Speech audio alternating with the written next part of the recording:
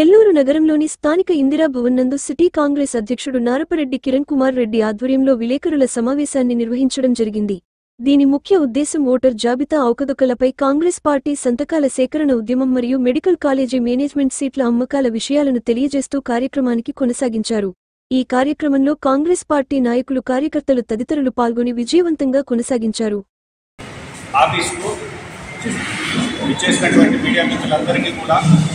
రాష్ట్ర కాంగ్రెస్ పార్టీ అధికార ప్రతినిధిగా స్వాగతం తెలియజేయడానికి అందరికీ కూడా నమస్కారాలు.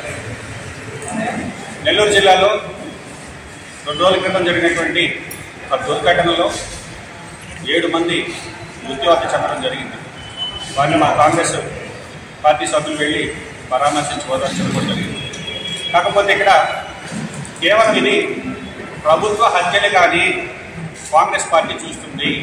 ప్రభుత్వ అధికారుల నిర్లక్ష్యం, రవాణా శాఖ కావచ్చు, మైనింగ్ అధికారులు కావచ్చు, వీళ్ళ పర్యవేక్షణ లేకపోవడం వల్ల ఏదైతే ట్రిప్పర్ ఢీకొట్టడంతో చనిపోయినటువంటి వాడికి 5 లక్షల రూపాయలకు ఎక్స్గ్రేషియా ప్రకటించి చేతులు దులుపుకోవడానికి దారుణం. కనీసం 30 లక్షల రూపాయలు తగ్గకుండా వాళ్ళకి ప్రభుత్వం సహాయం అందించాలి. ఆ కుటుంబాలకు అదేవిధంగా ఏదైతే నిర్లక్ష్యంతో వ్యవహరించారో వాళ్ళ దగ్గర నుంచి ఆ సొమ్మును కూడా రికవరీ చేసి వారికి మరింత సాయం చేయాలని కాంగ్రెస్ పార్టీ తరఫున డిమాండ్ చేస్తున్నాం. మృతుల కుటుంబాలకు ప్రగాఢ సానుభూతి తెలియజేస్తున్నాం.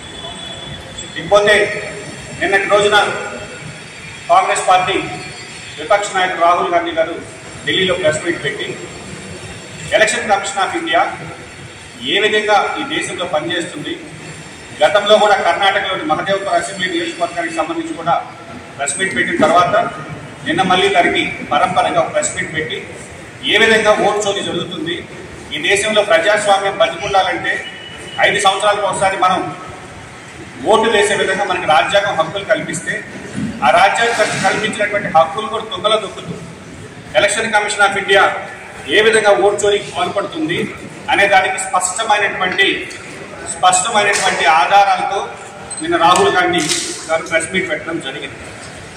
ఒకటే అంటే ఇది మాన్యువల్గా కాకుండా ఒక సాఫ్ట్వేర్ ఉపయోగించి ఉద్దేశపూర్వకంగా కాంగ్రెస్ ఏదైతే మెజారిటీ ఉండేటటువంటి బూతుల్లోంచి అక్కడ సీరియల్ నెంబర్ 1వ నెంబర్ ఓటరు ఆటోమేటిక్గా వేరే వాళ్ళ ఓటర్లు డిలీషన్ కోసంగా అప్లికేషన్ ఫైల్ చేసినట్టుగా అవి డిలీషన్ అయిన తర్వాత డిలీట్ అయిన విషయం అక్కడ ఉండేటటువంటి బూత్ లెవెల్ బిఎల్ఓకు కూడా తెలియకుండా డిలీట్ అయితే అక్కడ ఉండేటటువంటి అతను వెళ్ళి నా ఓటు ఎందుకు డిలీట్ అయితే నా బిఎల్ఓని అడిగితే నాకు తెలియదని సమాధానం చెప్పడం జరిగింది.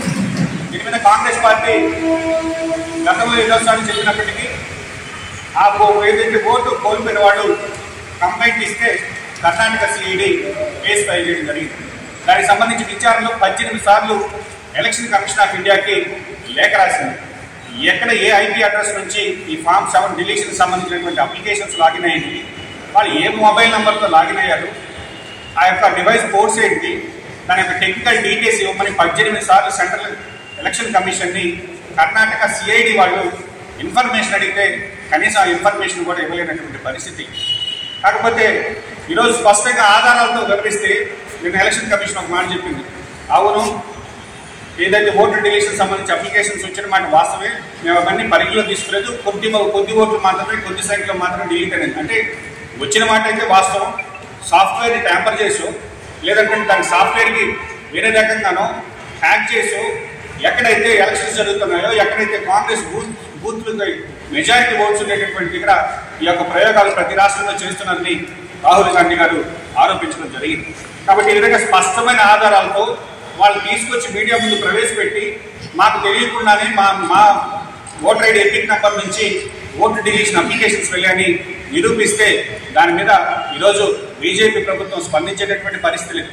ఎందుకంటే election commission of India chief election కమిషన్ని నియమించేటటువంటి విధానాన్ని బీజేపీ పార్టీ నాశనం చేసింది. సుప్రీంకోర్టు ఈరోజు వైఎస్ఆర్ కాంగ్రెస్ పార్టీ మెడికల్ కాలేజీల గురించి ఉద్యమాలు చేస్తున్నారు. ప్రైవేటైజేషన్ అనేది చంద్రబాబు గారికి కొత్త కాదు. ఎందుకంటే 2014లోనే చంద్రబాబు గారి ప్రభుత్వం వచ్చినప్పుడు చిత్తూరులో అపోలో వాళ్ళు ఒక మెడికల్ కాలేజ్ స్టార్ట్ చేస్తే, అపోలో సంస్థ అంటే దేశంలో ఎన్ని కార్పొరేట్ హాస్పిటల్ నడుస్తుందో అందరికీ తెలుసు. వారికి ఏకంగా జిల్లా ప్రభుత్వ ఆసుపత్రిని తాకట్టు పెట్టినటువంటి వ్యక్తి ముఖ్యమంత్రి నారా చంద్రబాబు గారు. కాబట్టి ఆయనకు అది అలవాటు. కానీ జగన్మోహన్ రెడ్డి గారు ప్రభుత్వం వచ్చిన తర్వాత మీరు ఎందుకు ఏ విధంగా చేశారని ప్రశ్నించినటువంటి వ్యక్తి జగన్మోహన్ రెడ్డి గారు కాదు. అయితే ప్రైవేట్ మెడికల్ కాలేజీకి సంబంధించి మామూలుగా 100 సీట్లు ఉంటే 50% సీట్లు పేదవాళ్ళకి ఇస్తారు, వాటిని కన్వెన్ కోట అంటాం. రిమైనింగ్ 35% సీట్లు మేనేజ్మెంట్ కోట, 15% సీట్లు ఎన్ఆర్ఐ కోట అంటాం. ఈరోజు government medical college central sponsored schemes కింద ఆంధ్రప్రదేశ్కి 3 కాలేజీలు తీసుకొచ్చాడు. ఏమని తీసుకొచ్చాడంటే permitted government medical college from the academic year of 2023 and 24. ఈ యొక్క మెడికల్ కాలేజ్ ఏదైతే 23-24 అకాడమిక్ ఇయర్ నుంచి ప్రారంభించేటటువంటి ప్రభుత్వ మెడికల్ కాలేజీలలో ఎంబీబీఎస్ సీట్లకి ఫీజు నిర్ధారించండి. నేను ఒకసారి చూడండి, నేను చెప్తాను. ప్రభుత్వ మెడికల్ కాలేజీలు అంటే 100% సీట్లని పేద విద్యార్థుల కోసం మీరు కట్టి పేద విద్యార్థులకు వైద్య విద్యను దగ్గర చేయాల్సినటువంటి ఆలోచన మీకు ఉంటే ఈరోజు name of the medical college government medical college Eluru, name of the medical college government medical college Machilipatnam, government medical college Nandyal, government medical college Rajahmundry, government medical college Vizianagaram. వీటిల్లో 50% సీట్లని ఏదైతే ప్రైవేట్ మెడికల్ కాలేజీకి లాగానే ఏ కేటగిరీకి 15,000 రూపాయలు ఫీజు నిర్ణయించారు, మేనేజ్మెంట్ కోట బి కేటగిరీకి 12 లక్షల రూపాయలు ఫీజు నిర్ణయించారు, ఎన్ఆర్ఐ కోటాకి 20 లక్షల రూపాయలు ఫీజు నిర్ణయించారు. అంటే ఒక ప్రభుత్వ మెడికల్ కాలేజీల్లో మీరు ప్రభుత్వ సొమ్ముతో కాలేజీలు కట్టి నడపాల్సింది పోయి ఆ ప్రభుత్వ మెడికల్ కాలేజీలో సీట్లు అమ్ముకోవాలనేటటువంటి దారుణమైనటువంటి ఆలోచన. పేద విద్యార్థులకు సంబంధించి ఉచితంగా వైద్య విద్యను అందించాలనేటువంటి ఆలోచన పక్కన పెట్టి ఆ ఆలోచన దొంగలో దొక్కి గవర్నమెంట్ మెడికల్ కాలేజీలో మేనేజ్మెంట్ కోట ఎన్ఆర్ఐ కోట సీట్లు ప్రవేశపెట్టింది ఎవరు? దీనికి స్పష్టంగా వైఎస్ఆర్ కాంగ్రెస్ పార్టీ సమాధానం చెప్పాలి. మరిన్ని వీడియోల కోసం మా ఛానల్ ని లైక్ చేయండి, షేర్ చేయండి, సబ్స్క్రైబ్ చేయండి.